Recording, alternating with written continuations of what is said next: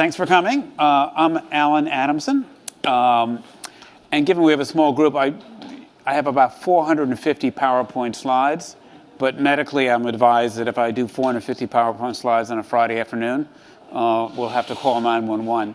So I do have a few PowerPoint slides, but it'll be better if we have a bit of a conversation since it's a really nice small group. I am in the brand business or branding business. I started many years ago in advertising, went over to become a client at Unilever for a long time. And then for many years, I ran a company called Landor, which did product branding and corporate branding. And now I'm taking a year off. I'm writing another book. I've had a couple books out already. And the new book I'm writing is about, it's called Shift Focus, how companies need to shift to stay relevant, and what do they focus on. But the topic I was asked to talk about today is virtual reality. Now, you probably know as much about virtual reality as I do, but we'll share what we know and have a conversation. Who here has actually tried virtual reality? About a third. And did you try it at like with a Google Glasses sort of thing, or did you use a PlayStation version? Okay. So let's start. And again, what will be key is we're going to stop, we're going to talk, interrupt me, and if you start to doze off, try not to fall off the chair until I finish. So let's start.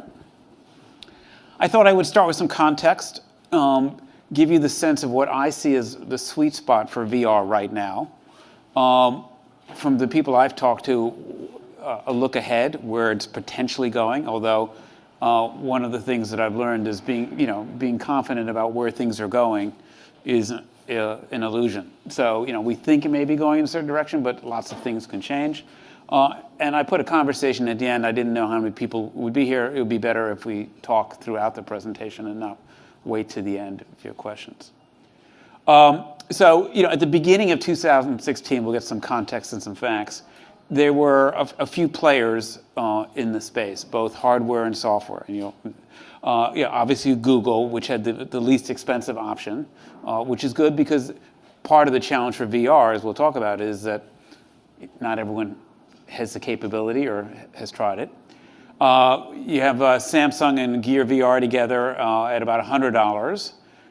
You have Oculus also working with Facebook. Facebook bought Oculus, and that's $600. And as you, of course, know, if you're charging $600 or $800 for a piece of hardware, you're talking to a very small part of the marketplace. So, at this price point, it is still, at least from what I'm talking to my clients about, more of a toy than a marketing tool. But it's growing fast, and like anything else, when there's something new, it attracts a lot of attention. One of the challenges I think we face in marketing all the time is what I call chasing the shiny new object. When there's something new, everyone says, "Oh, we got to try that," even though it may not be right for your business. So, the first takeaway is that while there are lots of new things, that doesn't mean that should be your focus of your marketing or your effort. I think some of the best marketers go, zig when everyone else is zagging. While everyone's running to VR, they're doing, newspaper ads or outdoor ads or radio ads because, part of it is figuring out what's right for your message, and we'll talk about that. And at the end of this year, the new elephant in the room is Sony, which, if you read a lot of the press right now tied to their PlayStation, they're apparently getting roughly 30% of the market in the last 5 or 6 weeks. We'll see what happens at the holiday season, but the PlayStation base is, pretty strong. And as you would suspect, gamers are going to be more inclined to play with this idea than the average consumer. So, at this juncture, Sony seems like a powerful potential player in this. They need another game, if you would, for them, because their core business of consumer electronics is so challenged. The PlayStation is probably one of the bright spots right now within Sony. In terms of other players, no one is sitting out. So there's a lot of other companies on the sideline. I'm sure you've heard of all these. Microsoft has bought HoloLens, but right now it's a $3,000 hit. There's this, in fact, there was an article today on this company called Magic Leap in Florida. It's a software company. You should actually go to their website. It's very cool. They're showing all these techniques of, whales jumping out of basketball courts. But there's a lot of controversy. They've raised billions of dollars, but they don't have a product yet.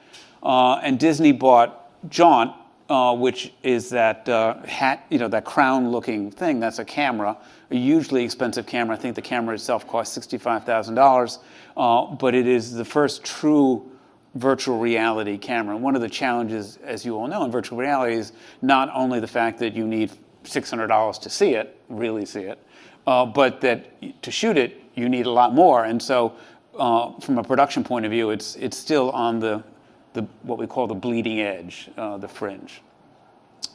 So it's going to be a long walk before I think virtual reality becomes a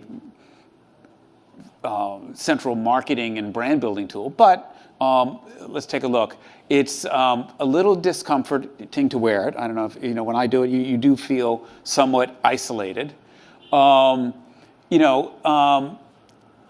If you use it at retail, they have it right here if you want to walk over actually to the Sony store, the Sony Square, which is on 26 and off Madison Park. They're demoing the VRs, and you can just go in there and experiment with it. It's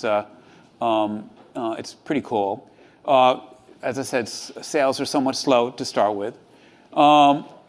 And major gaming companies are not, there's multiple players fighting for a platform. If you recall that part of what makes success in new technology is a common shared platform, because consumers are nervous about buying into the PlayStation platform if ultimately Google wins the war on VR and everyone has VR software driven by Google and hardware, and then you're left with a PlayStation.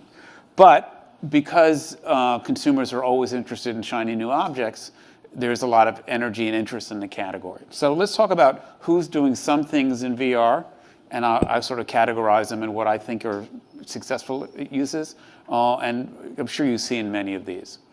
But the major thing that if you have to keep one strategic thought in mind as you think about VR, is that VR is great for dimensionalizing, as you would expect, an experience. But most marketers, I grew up in marketing, are into storytelling, or into talking to you and saying, let me tell you why you should buy the American Express card, or why you should use the American Express card over the Visa card. So most organizations are set up for storytelling. I'm talking to you, I want to tell you something, not I'm going to be quiet and let you look around.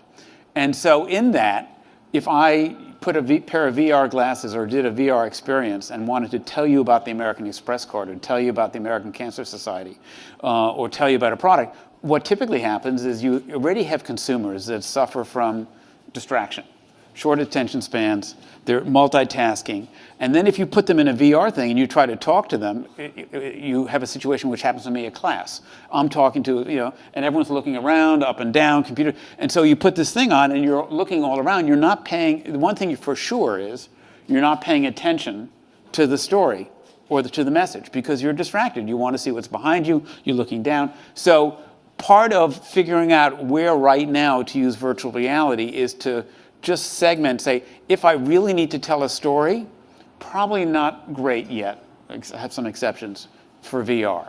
But if I have an experience that's very unique and different, and if I just let my consumers touch this experience or experience this experience, and I don't have to talk to them, maybe VR could be great, could be a worthwhile tool. So keep in mind, and we'll talk about each of these against that vector of, is it really driving experience or is it storytelling?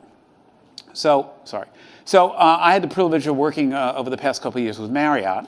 And if you think about a category where experience matters, Marriott's in that category. They're selling experiences.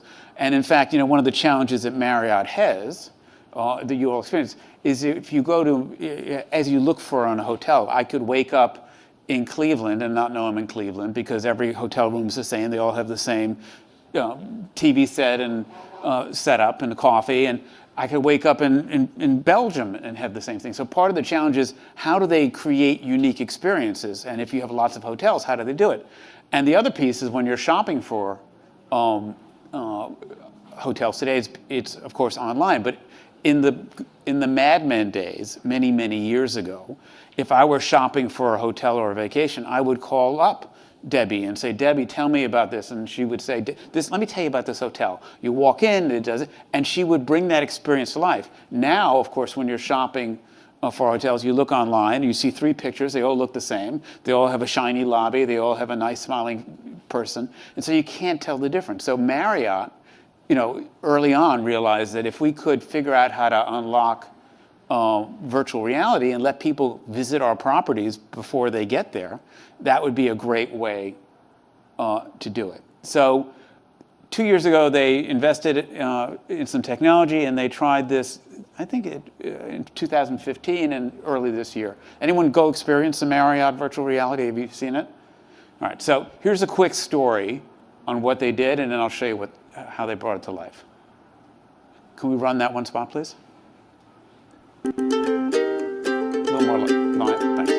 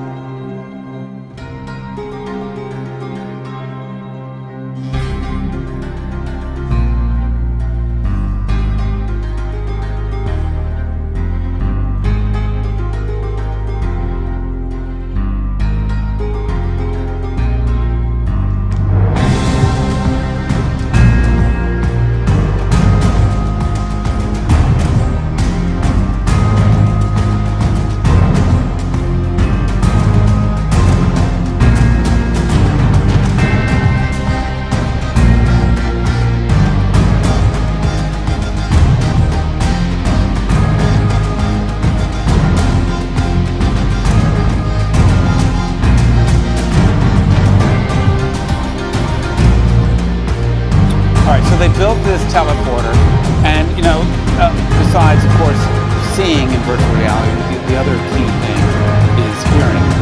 In fact, this is a non sequitur. I was at a party over Thanksgiving in Washington, and I was speaking to someone who was there who was from the Pentagon, talking about the new F-14 fighters, and I said, well, what's new about it? He goes, well, there's nothing new about the fighters, but did you know each helmet for an F-14 pilot cost, I think, $6 million or $5. And what do you mean? And they explained that the helmets are now virtual reality helmets. So the fighter pilot in that helmet doesn't look at the controls anymore. All the displays of all the controls are in the screen all around him or her. And also the sound is part of it. So when a missile is coming at the pilot from the right side, he hears it or she hears it coming from the right side in real time. And so all they have to do is touch in the air to make the technology work. So Marriott realized that to make virtual reality come to life, they needed more than just pictures of 360. They needed sound, and of course they needed other things to make it real. So they built this teleporter. And the other thing you'll notice in that video is it's not inexpensive to make. There's millions of it just to make that first spot. So it's not something that the average, unfortunately, yoga studio can go out and spend on. Although you can do lots of 360s with your phone. Let me show you now how they brought it to life. It was here at City Hall about a year ago, and now they've moved it around. Can we run the next spot, please?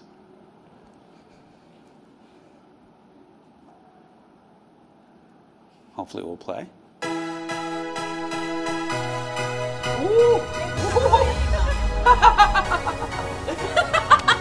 Oh, I feel water. Oh, this beach is nice.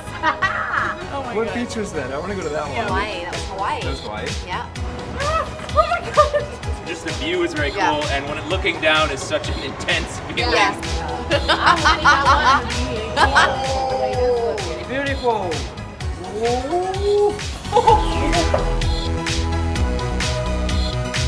Hey guys, welcome to Wedding Park in New York City. I'm Louise Rose, standing outside City Hall where over 100 couples get married every single day. And I'm going to grab them right off that aisle and put them in here.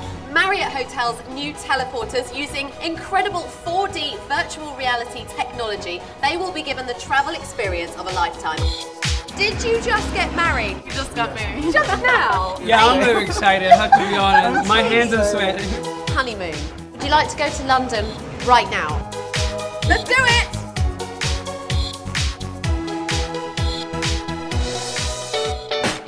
Oh my gosh. Amazing. Your jaws would drop the entire time. Oh no, I don't want to look no more.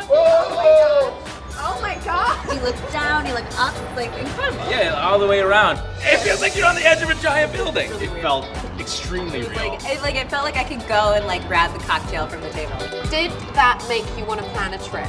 Right now. Let's go. Let's take that. Let's go. So for a company like Marriott to be experimenting with this makes a lot of sense. And the plans, of course, are to build a few more of these teleprompters. And social media hopefully will get them, feeling like they made a few dollars back when it's gotten a few 100,000 views. But the idea is that when you're shopping for a hotel now, you won't just say, well, look at two pictures. You'll be able to look around the room, look at the lobby, walk outside the hotel, see where the street is. And for an experience-driven company, I think it's really a sweet spot to do virtual reality, even at this early stage. Okay? Thoughts, comments, questions? How they'll roll it out, whether each hotel will have a place you can see where your next vacation is, or whether they'll create a situation where you'll be able to, just see it through cardboard 3Ds, unclear. Push forward.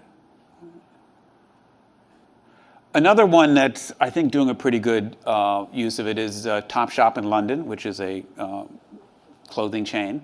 Fashion, there are functional reasons that, this jacket may be better than that jacket. But fashion is one of those categories that's more emotionally driven, more experientially driven. And one of the things I realized is that one of the cool things about fashion is going to a fashion show, but most people don't go to fashion shows, and you see it on the news, they all look the same, somebody going down the runway and some music playing. But what happens if they brought that to life? So they did this year in London.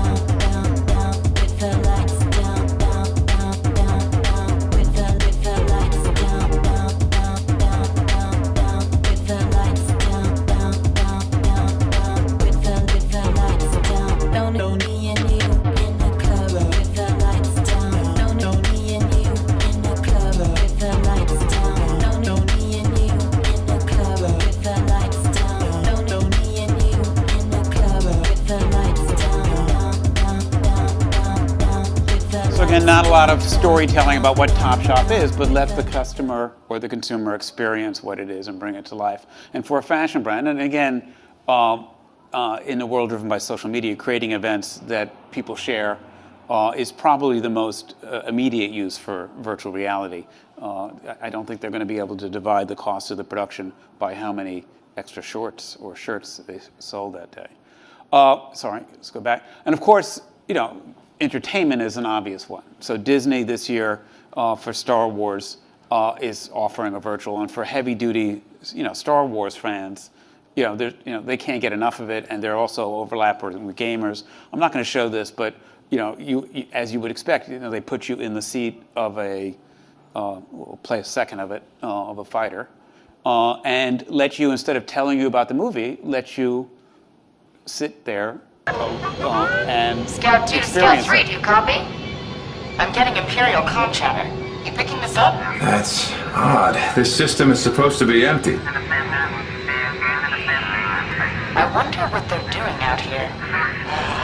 Something's not right. I think we should go in and have a closer look. Let's take some scans. Roger. We get in, we get out. Agreed. Plotting the jump in 3, 2, 1.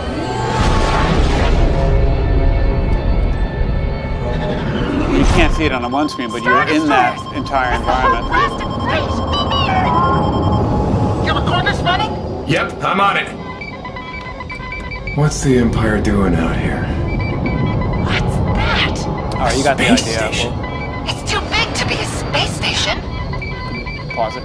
So, for movies, if you could get people to experience it, especially a movie like Story, it's a no-brainer. If your movie is driven by a great plot and a great story, not sure virtual reality is right.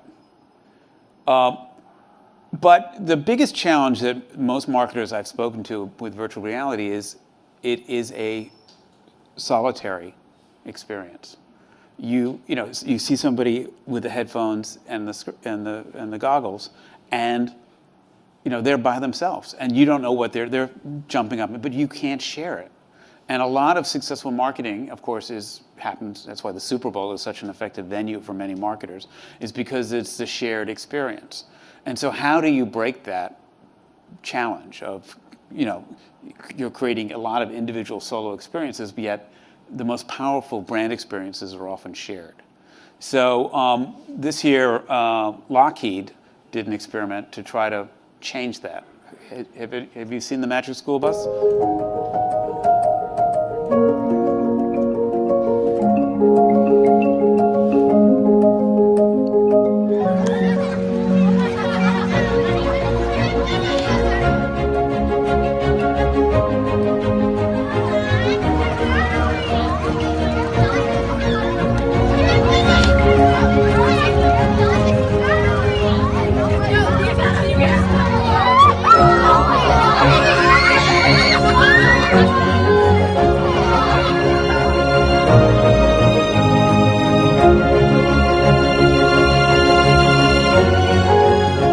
We had to invent a way for transparent windows to become high-def displays. We mapped every street in Washington, D.C. on the surface of Mars. So wherever we started the experience, you would start off on that exact same road at that exact same intersection on Mars.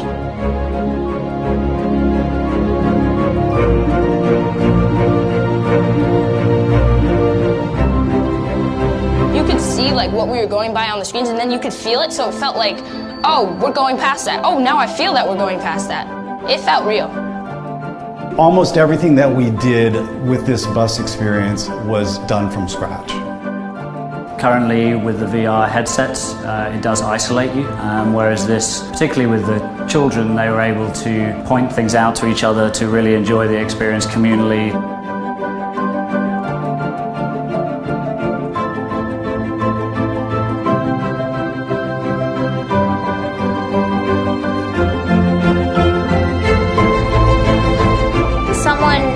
Generation, someone in school today could be the first people on Mars.